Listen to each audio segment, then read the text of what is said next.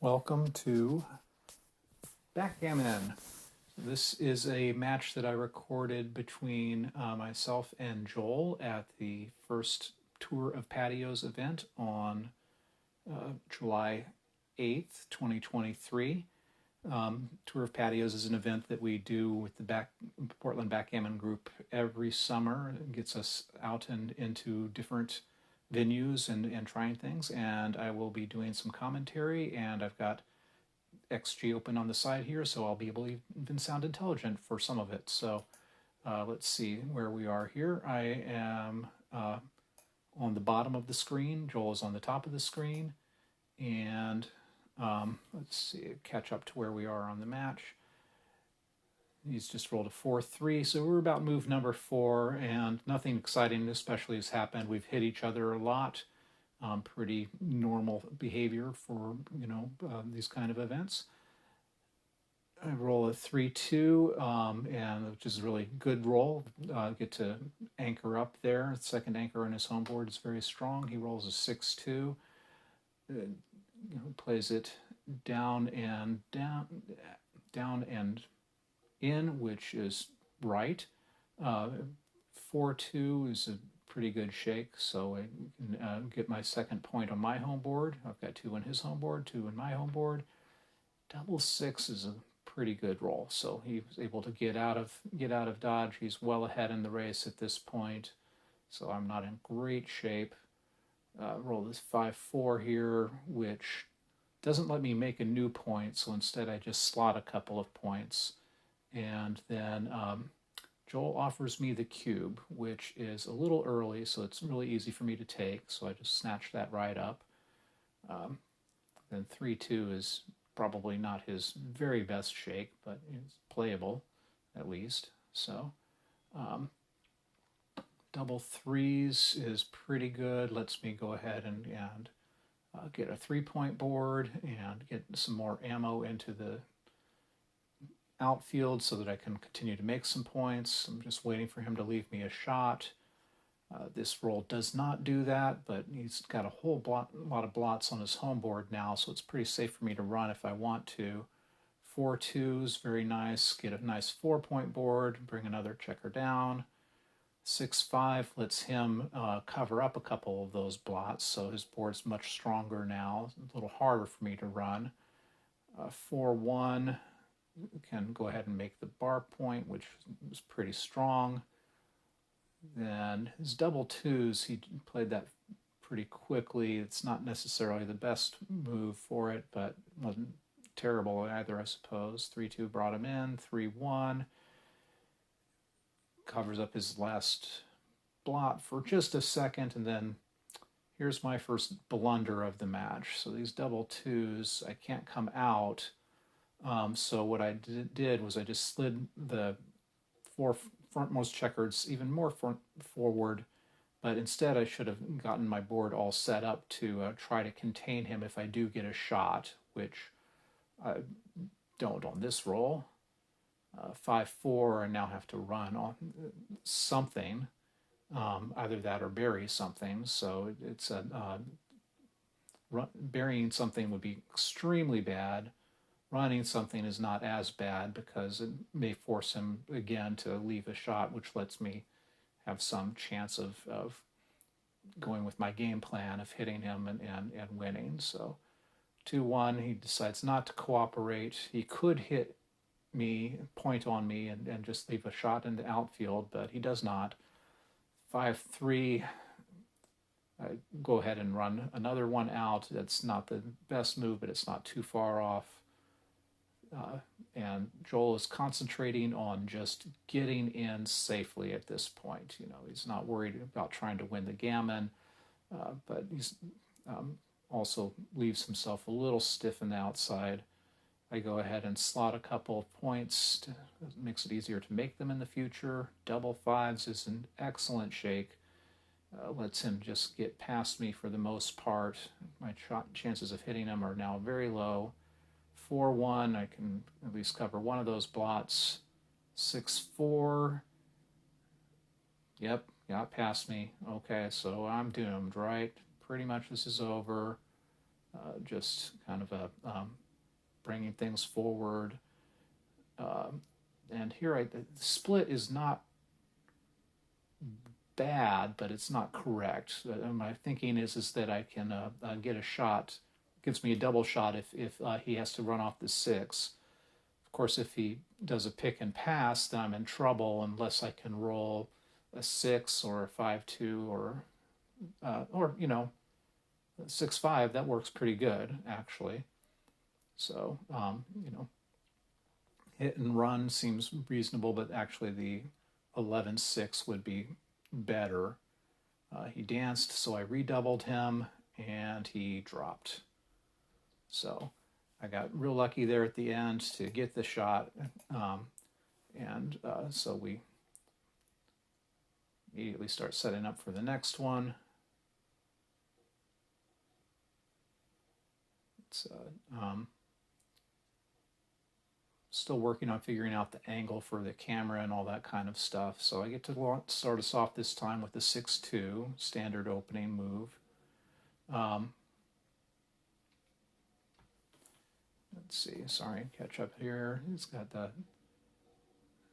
his own 6-2. Going to get hit. Come in with the 4-3 and hit back rather than anchoring, which is good.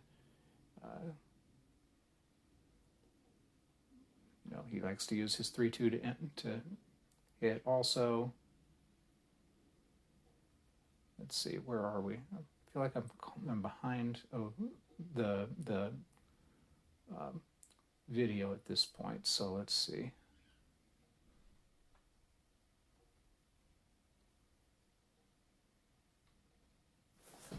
He's at the 3-2 roll. And he hits me and brings the second one down. Okay, I found us. Okay. And I roll double 6s, so, that can happen. 6-4 is, goes ahead and hits a second checker, which is a little too much. He could have pointed on me on his home board, which would have been better. 5-2 lets me come in, so now I'm glad that he didn't point on me, because I would have only brought 1 in and still had 2 on the roof, and so that would have been better for Joel. Double 6s is not his favorite things to see at this point in time, but it's a lot of pips, so he goes ahead and hits me on the 5 point, which is a good thing to do. Then the question is, what else do you do? So this just brings a bunch around, so he has some numbers to cover with, and I think that, that's about the second best move. 5-2 is a lucky roll for me. I'm able to hit him. And then this is my second big blunder. So I bring 1 down on the thought of being able to have some ammo to start to build something myself, but it would have been better to just split my back checkers. So, because getting out is now my big concern. So now Joel's very stacked up. I'm in, it's kind of an evenish game at this point. So 3-1 helps me a significant amount. It would have been nice to point on him, but I'm able to at least make a second point on my home board, which puts me up in the board. 5-3, that lets him make a point on his home board, or you could hit me loose if you wanted to, but can't quite hit me outside, so he goes ahead and makes a second point himself. It's not as good of a second point, but it's, now we both have a 2-point board, 3 checkers back. It's pretty even game still, but I'm up a little bit, so I stopped to think about the cube just a tiny bit. Double 1s is a great shake, and lets me hit him for sure, and then the question is, do I make remake the 5 point and have a 3-point board, or do I just slide it forward and pick up the second checker? So I'd go with making the board, which actually is correct. I shouldn't sound surprised. Sometimes I find the right move. So let's see, where are we? 6-4 lets me make the bar point, which is extremely strong. So now he's trapped behind a 5 prime. This 4-3 means he has to start just like sending checkers forward. He's not in terrible shape, but you know he's got a decent board. But I've got a better prime. I've got one kind of advanced point. Once again, not a cube at this point, but it's worth thinking about. So it's actually too good at this point. So I'm hoping that I roll something that lets me, you know, kind of like really nail him. Like double fives would have been amazing right there. But 4-2, well, at least I get one out. He anchors up, which means that my position is not as good anymore. And so now I decide to go ahead and cash the game. So I'll be throwing the cube here. He passes immediately, even though it's like it is a pass. It's a pretty big pass, in fact. So well played there, Joel. And then we go ahead and get set up for game 3. So opening roll, he gets a 6. That's hard to beat. So 6-3. He goes ahead and moves both of them forward, which is not kind of the standard roll. It's usually out and down is what you want to do there. If I can get the dice to come out at the cup at the same time, 6-2 is nice because it lets me not only hit him, but hit him twice. 3-1, so he gets both of them in. So it's fun while it lasted. 3-2. So I've got a lot of choices here. I can make the 5 point, I can make the 4 point, I can double hit, though that doesn't seem like the right idea. So I spend a little time on this one.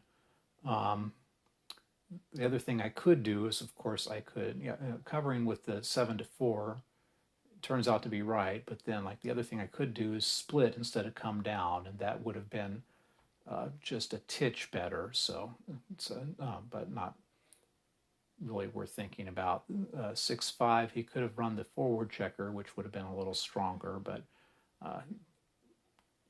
my 6-5, I didn't really had one choice for what to do with that. And then double sixes is kind of a crazy roll, gets him real far forward on everything.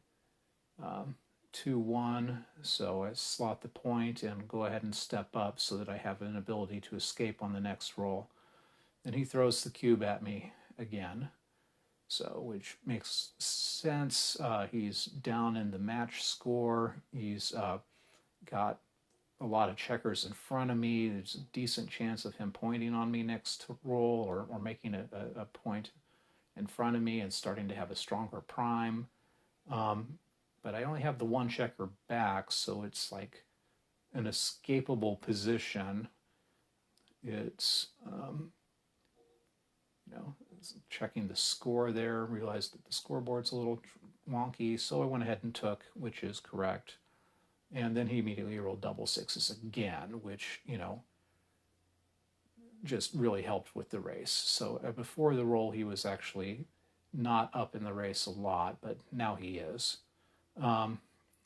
So 4-1 helps me catch up quite a bit, sure, haha. But I mean, make the board, bring some other checker down. So at this point, my game plan is to just quietly make my board, hope for a shot, and want to have something to contain him if I get that shot. Okay, so 3-1, he makes a point in front of me. 5-3, just bring checkers in, getting set up to make some my more forward points in my home board. 6-5 is beautiful, clears that midpoint. So right now I really need the hitting roll, and I don't get it. So 5-4, just bring 2 down. Why not? 5-1 lets him clean up, so he does not have a blot anymore. So now I'm in big trouble. 6-5 would let me run, but instead I went ahead and made another point, which is not as good, but not terrible. 2-1 makes another point in front of me. Now I really ought to run with any 6, except I don't get a 6. I get a 4-3, which again lets me continue with the theme of making a point. So now he's a little concerned about my board until he rolls double 2s, which lets him point on me. And yeah, I am dead essentially. So 2-3 is helpful. At least I came in.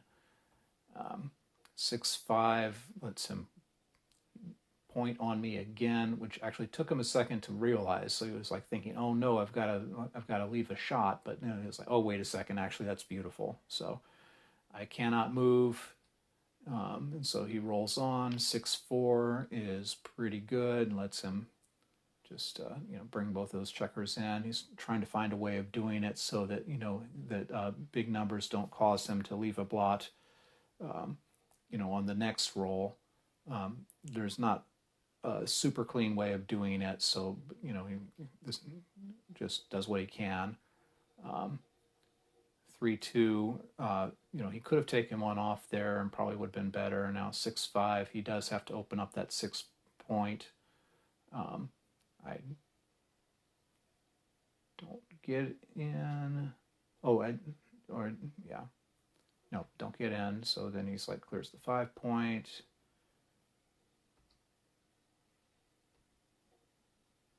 Now double 1s is a question of like how greedy do you want to get. So he gets a bunch of checkers off. 4-3 still dancing. 6-5 he clears another point for me to come out on. I finally come in.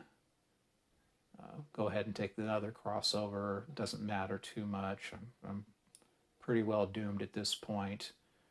But I've got some gammon saving chances, especially after this double 5. So that was a pretty lucky roll in that, like, I'm almost certainly going to save the gammon now at least. He rolls double 1s again, which gets him pretty far along, but I'm still feeling pretty confident of saving the gammon. 4-3 lets me bring my back checker in, so that's great. 5-3 gets 2 off. 4-1 doesn't quite get one off, so all right, it's all right. As long as he doesn't roll a double, then double 5s, oh no. So he wins a gammon, wins 4 points, and we go into the Crawford game. So that was my double 5 was good luck up until his double 5, which was better luck probably. So we go ahead and get set up for the next one. And this one, I start off, let's see, we have to re-roll double, we both rolled 3s. 5-3, that's better. I get to make my 3 point.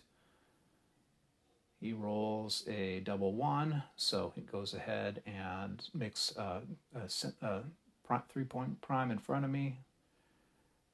5-4, and just bring a couple down. Can't split the back checkers because he's covered those points. 6-2, he's able to hit me, so there I go up on the roof again. 3-1 is another one where I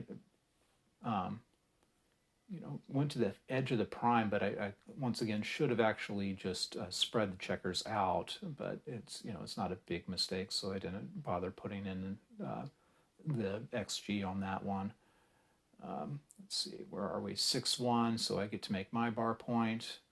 Hopefully try to contain that back checker. Nope, he gets out right away. 3-2, so I can anchor up, which is nice, and then I can go ahead and slot either the 5 or the 4, or I could have stepped up with the other back checker, which would have been better, but I didn't see that. So let's see, 3-1, I get to make the 5 point, which is pretty good. May come in handy later. 6-3, so it's a decent shake, gets him that 1 point cleared, but he could have made the 10 point instead, which would have blocked me, and then if I had rolled a 6 there, then it would have been trouble for him. But oh well. 5-2, let's clean everything up. 6-3 would have been great a roll or two ago. So just go ahead and bring a couple of checkers in. 6-4 goes ahead and makes a point in front of me. I mean, he could bring down the 6, but then he doesn't really have a good 4, so that's better. 4-1, just go ahead and volunteer a shot, because at this point having another checker back wouldn't be such a terrible thing.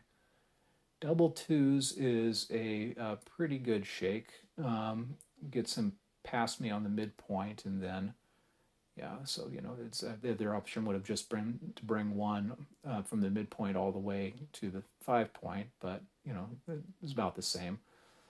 3-2, 4-3. Now he has to try to clear that outermost point, the 11 point, but he can't quite do it on this roll. 6-2.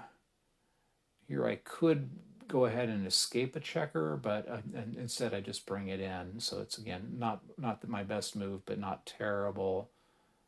And here's another double 2. So doubles are usually hard. In this case, it's fairly constrained. There's not a lot I can do with it. So I do finally step up. Hopefully be ready to escape with that last checker. 5-4 lets him clear his outermost point, which he's been aiming for. 6-4 is an interesting one, so I play it really quickly, thinking, okay, let me escape that back checker and be ready to, hopefully get a shot off the other one. But it would have been better to run the front checker there, which I still find that one a little surprising. I need to spend some time meditating on that one. Understand the logic behind, I suppose it's because you can force a hit and a potential return hit a lot more with the two blots. Actually, that is it, I'm sure. So I'm done with that one now, I guess. I'll still play with it some. So 3-2, he's able to play that one safely as well.